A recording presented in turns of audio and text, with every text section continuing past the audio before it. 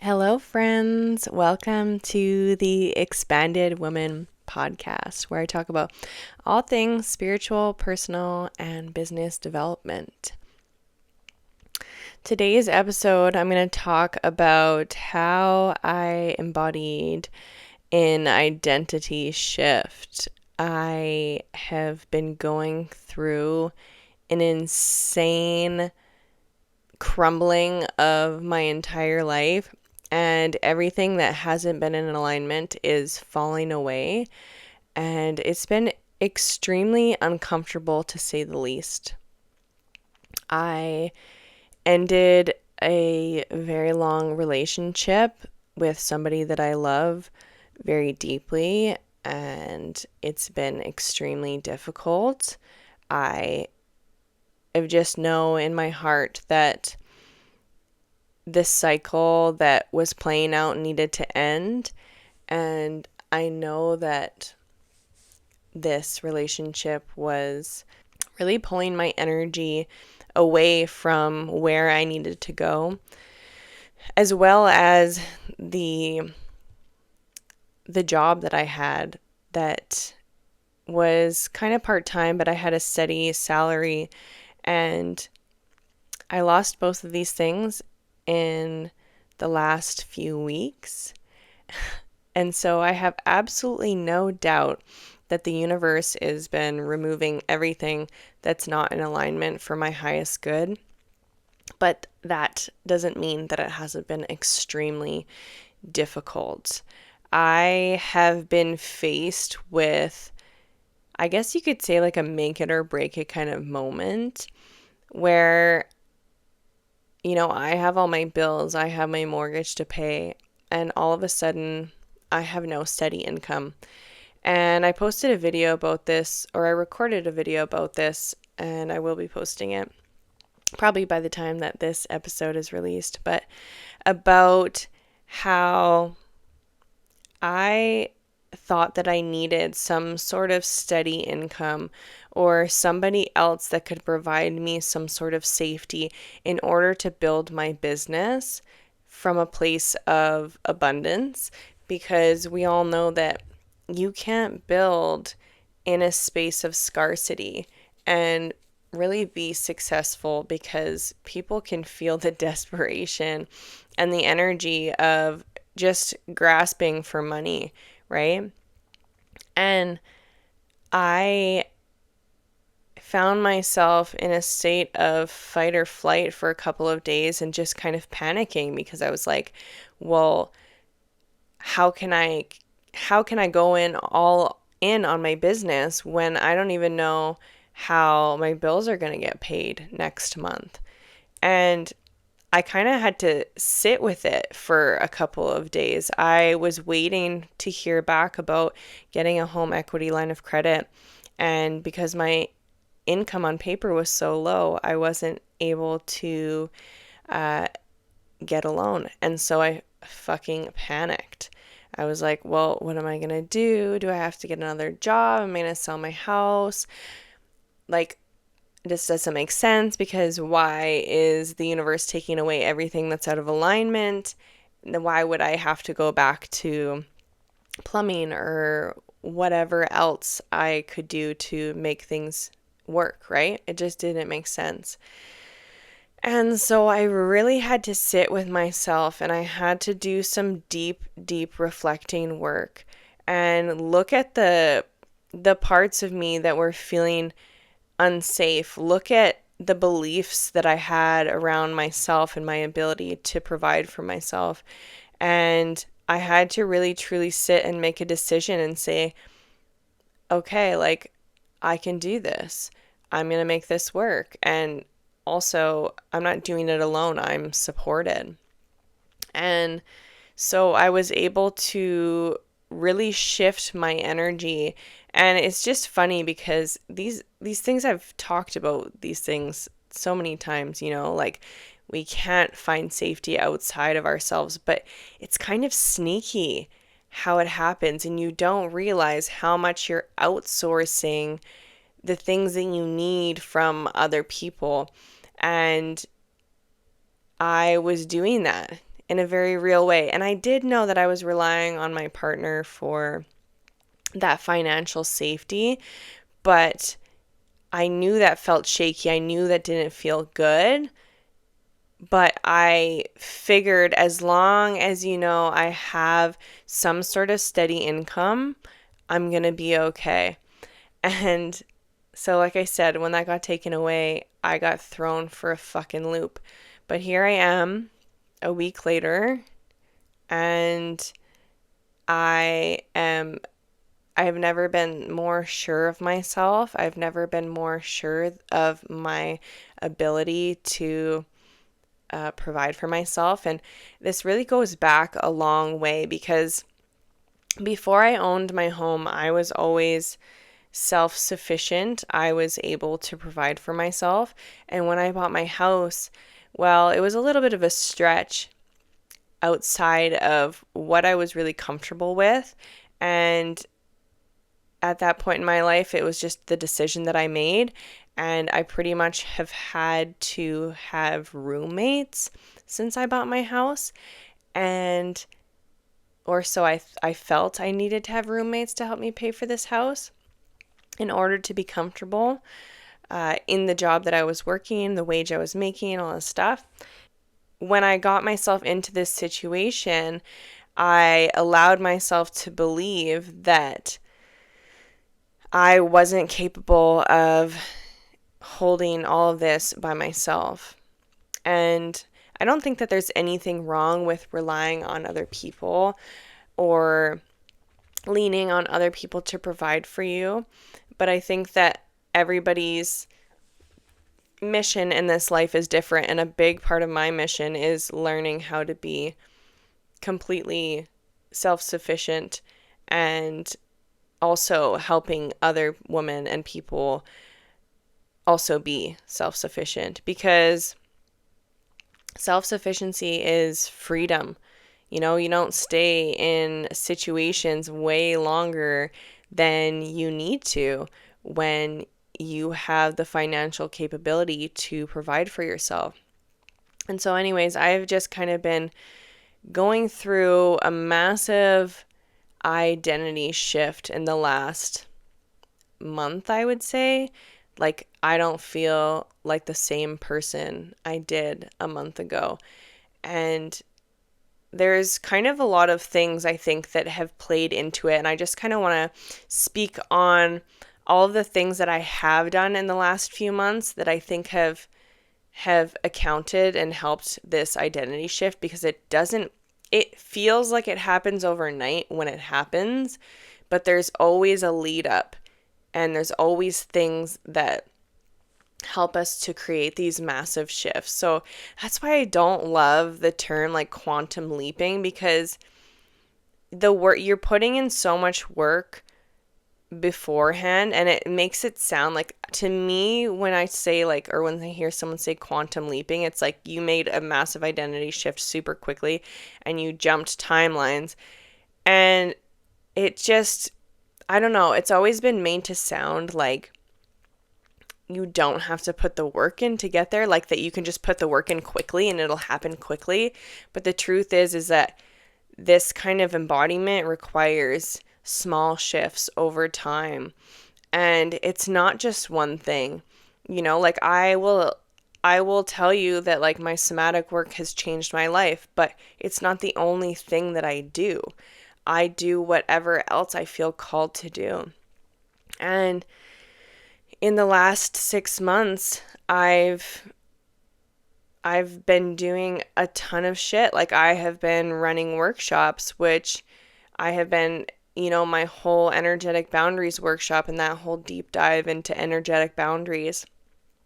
And that has taken me on a deep journey of self-love, which the two go hand in hand: boundaries, self-love, all the things. And I also have received healing from, I would say, 3 different healers. And they have all been so monumental in my healing, as well as the everyday work that I have been putting in to my own growth and my own healing. And I would have to say, I do believe that the piece that has had the most impact has been the work that I've done on my own at home on a regular basis, not necessarily every day. The other healing on the outside is supportive, and I think that that's always the case. I think that the work that we do on our own is the most impactful, and that the healing that we receive on the outside is like the highlighter. So, if you're seeking out somebody to help you do the deep work, know that they're only there to help guide you. You already know where you need to go. You already know which parts need the healing and the love and the presence. And if you were to only go see a healer and you never did any of the work on your own, oh my God, you would not be experiencing nearly the level of growth that you experience when you do the work at home. But anyways, needless to say, when I ran that energetic boundaries workshop back in, I can't remember when it started. Was it January, February, March, or February, March, April? Anyways, it was 3 months early in the year. And I believe that that was like an initiation for me into deeper self-love, into deeper boundaries. And it's going to be something that I'm continuing to learn and grow for the rest of our life. And we all are. We're all going to be growing and evolving for the rest of our lives and getting stronger and learning to speak up for ourselves more. But I would have to say that that has been the biggest catalyst in my life, has been the deeper self-love and commitment and dedication that I've had for myself. Everything else just kind of starts to work itself out. If you can figure out how to love yourself more deeply, then everything else in your life will just start to like self-correct, because you're not going to put up with shit that you don't deserve, right?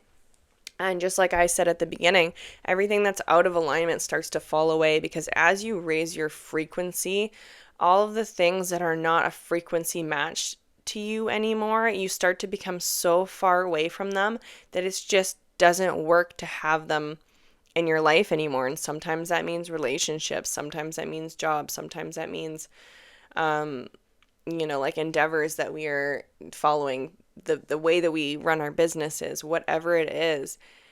We're always evolving. We should always be allowing ourselves to evolve, but it's when we cling to shit that it's really painful.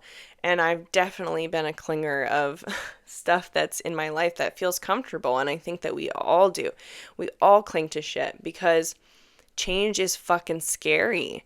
And that's why a lot of people don't go on this healing journey, is because they don't want to change. Change is fucking scary. Change means uncomfortable. Change means stepping out of your shell, and our shells are safe and the unknown is unsafe. And I've gotten like such a taste of, what it feels like to be in the unknown, and it is so uncomfortable. And I'm not saying that to scare you, because it's only a temporary feeling. You have to sit in this discomfort for a short amount of time and in order to reap the benefits of the long-term happiness and long-term growth.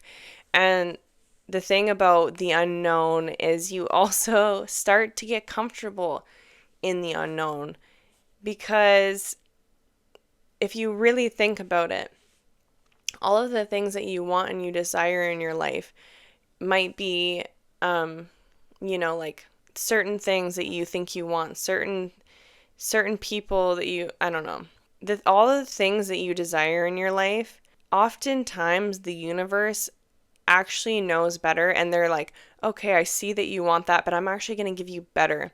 So when we stick and we cling to these things that we think we want, we are closing ourselves off to the possibilities of having something that's so much better than what we actually want, that has all the things we think we want and so much more. And so, anyways, it's almost like I just said, you start to become comfortable in the unknown. You start to become more trusting that things are going to work out, trusting that you're going to be taken care of. And that's like where I'm at right now, is like, okay, like we're learning how to trust again. We're learning how to, maybe not even again, maybe for truly for the first time, because like I said, all of my safety and security has been taken away, and in the moment it feels like an abandonment from the universe. It makes you feel very alone. It makes you feel very unsupported. But here's the thing that I know in my heart, is that if you've been given a desire, uh, if you've been given a desire, it's because that is part of your mission. So why would God give you a mission and then just abandon you? That doesn't make any sense at all. You've been given a mission and you will be supported for it. I was pulling cards last week when I was really kind of working on shifting my energy, and I always ask, like when I'm shuffling, I'm like, please only one card, because sometimes if more than one flip out, then I start to be like confused, like, are these all meant for me or was this an accident? And I was like, please just only one card. Spirit. And lo and behold, 3 cards flip out of the deck. And I just laugh. I'm like, oh my God. And I flip them over. And the first one is the crumbling. Literally, my whole life is crumbling. The second one was boundaries. And I was like, I literally had just previously to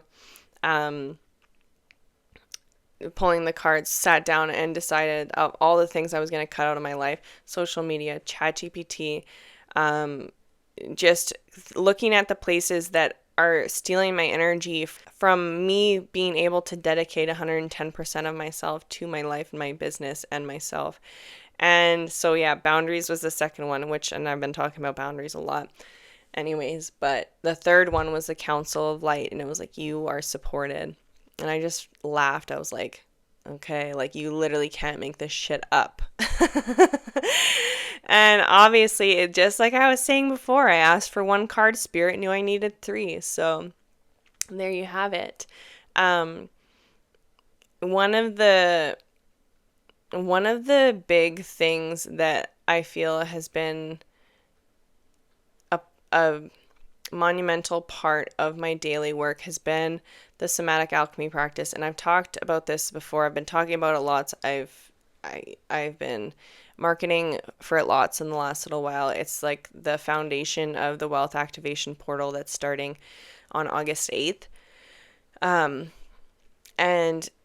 that is the work that's enabled me to see like where I have my foot on the gas and the brake at the same time. Like whatever I'm desiring, it's enabled me to see what's been blocking me from receiving it.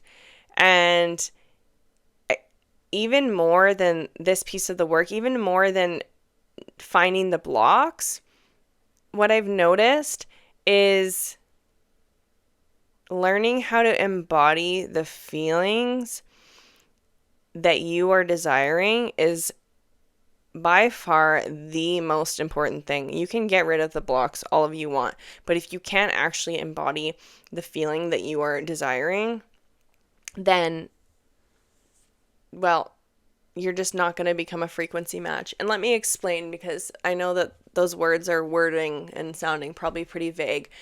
But for instance, I'll give you an example. Like for me, the feelings that I would have if I was successful in my business would be feelings of confidence and pride. And it sounds silly. Like, I think it sounds silly that like we have to practice feeling these feelings. But I think that it's more important than clearing the blocks. I really, really do. Because when we start to be in those feelings and that confidence and that pride more often, the beliefs start to shift. The beliefs start to be like, I am successful, I am confident, I am proud of myself. Like, it's like you're trying a new outfit on and it feels weird at first because you're not used to looking that way or feeling that way. But the more that you practice it, the easier it gets, the more that you just kind of stay in that state of being. And the way that I've been able to connect with my confidence and my pride has been through dancing. And it's made me realize, like, okay, I need to host dance parties. When I was at Earth Daughters Festival, I fell in love with dancing again. And I've been using it since then, like with my somatic alchemy practice. Like, when I'm finished, like when I'm ready to connect with the feelings and the emotions that I want to feel, I'll start to dance. And it helps me to connect with the confidence and the pride and joy as well. And those are all feelings that I'm not used to feeling. But the more that I practice and the more that I have fun doing it, the easier it is, right? You almost have to find something, like some sort of exercise that's fun for you to be practicing feeling a different way. There's a science behind um, shifting identities. And if you're used to being kind of maybe depressed or anxious or not believing in yourself, lacking confidence, all of these things, that's like your natural state of being. And all of those beliefs and thoughts, they trigger chemical responses and hormones in the body. And there's receptors for those, like that's literally like neural pathways, right? There's receptors for all of those chemicals. And the more that you feel them, the more that you strengthen them. And so when we're getting ourselves to experience the joy and the pleasure and the ease and the confidence and the pride, we're starting to build those new neural pathways and we're starting to create more of the receptors. And your body literally is chemically and reacting with hormones and chemicals all the time. I'm not super good on the science, but that's how I can explain it to you, is the more that you practice feeling those things, the more receptors you'll have for them, the more pathways that you'll have for them, the more that will become your new state of being. And I've noticed that dance has been like the final piece of the puzzle for me to embody the confidence that I need to know that I am going to be successful in my business. Because up until now, I've had so many other jobs and distractions and things holding me back from fully committing and dedicating myself to my business. And this is the first time that I have all of the space, all of the time. I have one other little job, part-time job. I work 6 hours a week. It's like nothing. I have absolutely no excuse left to not go all in on my business. And I've had people messaging me in the last few weeks saying, what's different about you? Like, I can tell that there's a shift. And of course, like, it feels so nice to be seen and to be noticed. And it's nice to have that confirmation, like, yes, I do feel different and people are noticing on the outside. Because everybody feels your energy, right? Like, no matter what you say, people can always feel the energy underneath. And so, yeah, I literally, like I said, I would count it to the somatic alchemy practice. I count it to dance. And I am about to launch I'm not about to launch, like I've launched it. It's happening. The Wealth Activation Portal starting on August 8th. And I just posted something else about this too on Instagram. where I'm talking about how wealth is not just money. When you see wealth, we think money, but wealth, like our biggest wealth, is our health. Okay. And another huge one is time. Then there's like love and money. To me, many of us have adopted a belief system that in order to become financially rich, we have to sacrifice time.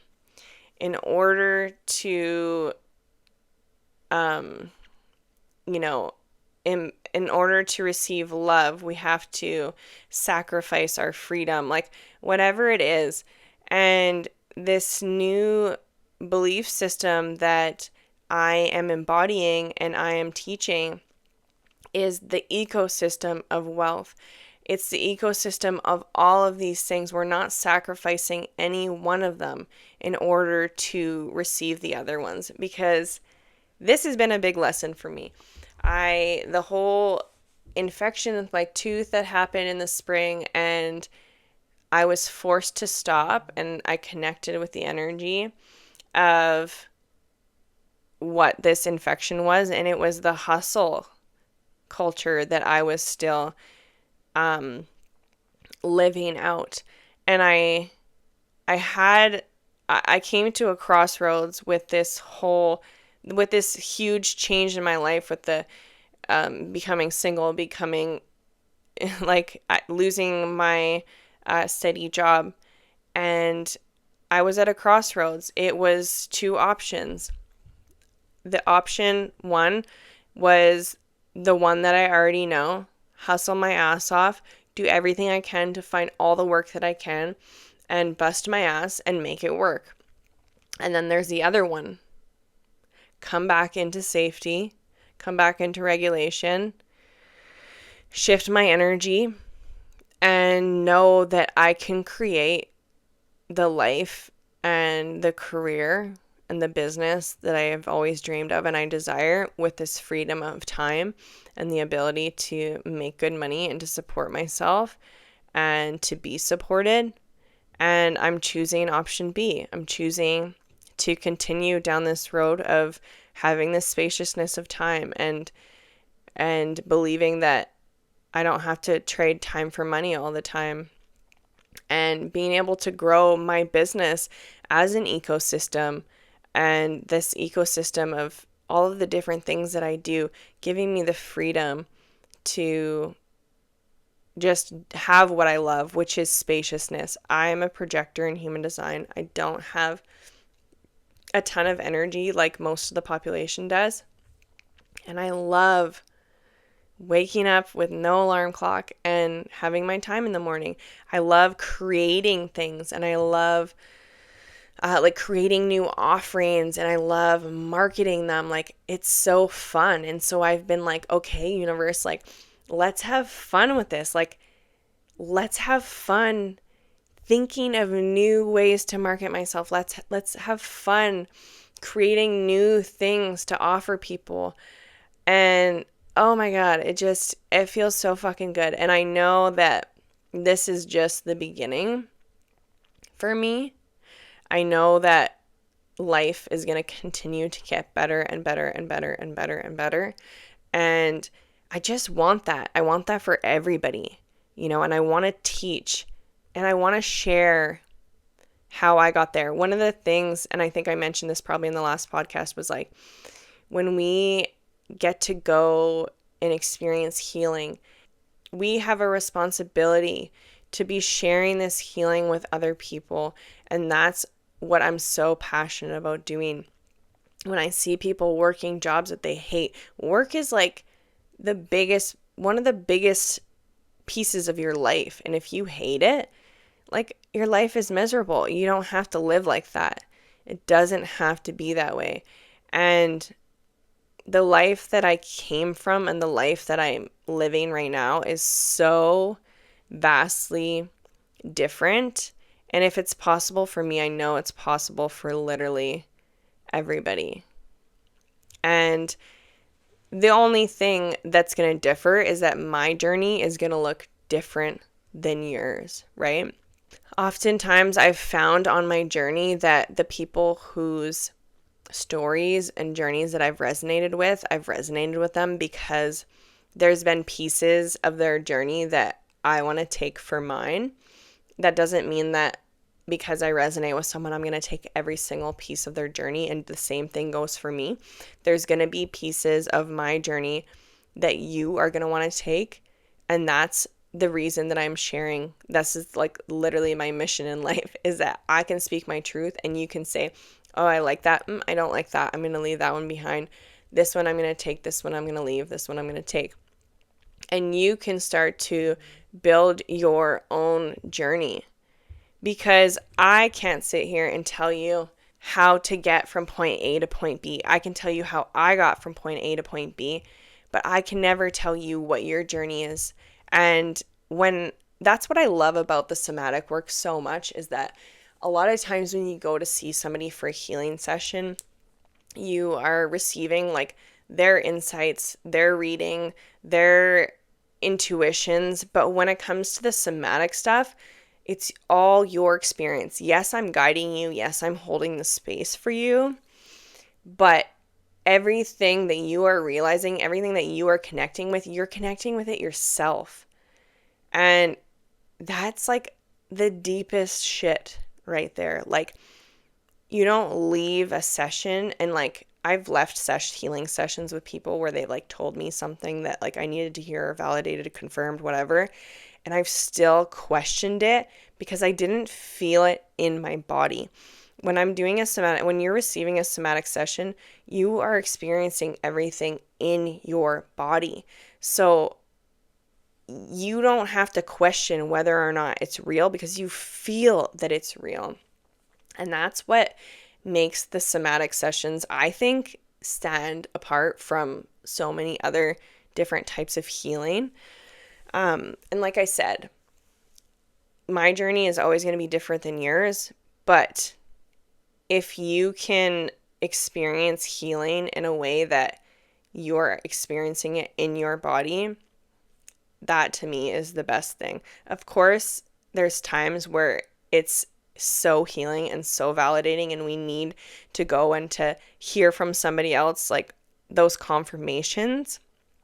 But anyways, I digress. I'm diving into all kinds of tangents today, but really I just wanted to talk about, this shift in identity and how I got there and how you can get there.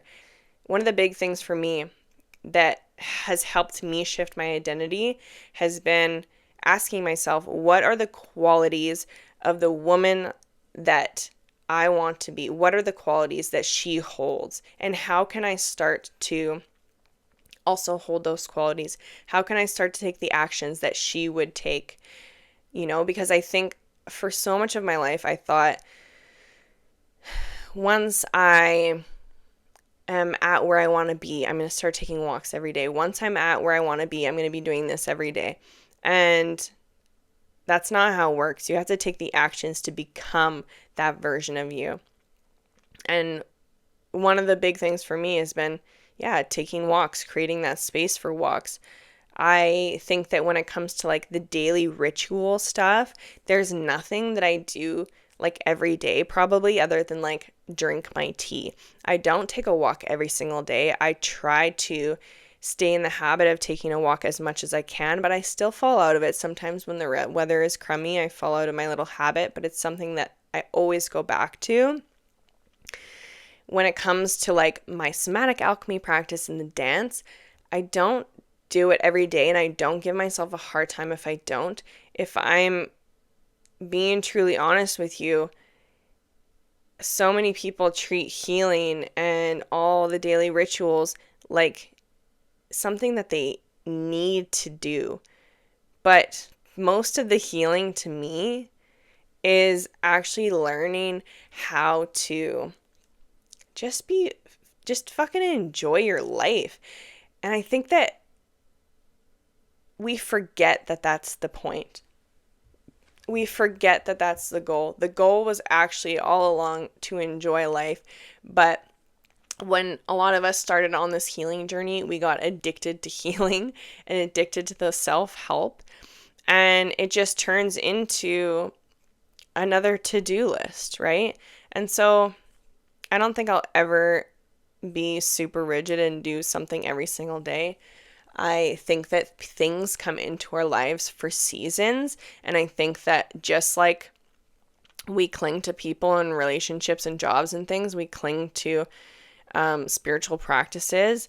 And I honestly think that you should just be like listening to your body. I was doing a 40-day Kundalini challenge one time and I made it through 20 days and my body was just like not wanting to do it anymore. And I stopped and I just let myself stop. Like, I think that we hold ourselves to so much rigidity sometimes. And to me, I enjoy just allowing myself to be soft and to be gracious. There's certain things and certain times that, yes, we do have to be dedicated, and there's a time and a place for that. But to me, it's not always, right? Like if moving your body is really important to you, then make sure that you move your body in some way every day. It doesn't have to be like a strenuous workout, right? It could be taking a walk or whatever, a bike ride, something different. Just honoring your body and what your body needs, I think, is one of the biggest things for me that I've enjoyed through my whole process of adopting like a morning practice or a self practice is something that I used to always want to do. And I used to think that that was something that I needed to be successful. And now I'm understanding that in what I want, my goals is to have slow mornings. Like that's success to me. Being able to drink my tea and do whatever I want. And that is like, it's been so freeing to me. That's freedom to me. And like I said, I think we lose sight of what the goal of healing actually was. Because I know I did. I know that when I first took my somatic training, I was so shocked at how amazing it was to learn how to experience like peace and joy in my body. And I'm still continuing to learn how to embody that more and more and more. So if dance is something that you feel like is super weird to you, I invite you to try it. Dance is like eating. I think that everybody should be dancing. And it doesn't have to be any sort of special way. Just fucking move your body and turn on some good fucking beats and have fun. Anyways, I feel that I've shared everything that I've wanted to share when it comes to shifting my identity. It's, like I said, just to summarize, it's all the small things. It's showing up for yourself every day. It's your self practices that you feel called to do. So I would encourage you to connect with your intuition. If you've been holding a self practice or a daily ritual for a really long time and you're having trouble showing up, maybe ask yourself, like, maybe there's something else that my body wants to be doing right now. Maybe my body doesn't want to be doing any morning ritual at all. Use your intuition to decide what the next step is. And then trust yourself. Trust that where you're led is exactly where you need to go. The journey is going to be messy. You're going to make mistakes. You're going to fall down. But just keep getting back up. The one piece of advice I would have for you is just continue to be dedicated to you. Continue to be dedicated to your happiness and your self-love. That is all I have for today. I hope you enjoyed the episode. If it resonated with you, I would love to hear from you. Send me a message, a text, whatever. I hope you have an amazing day, and I will talk to you guys soon.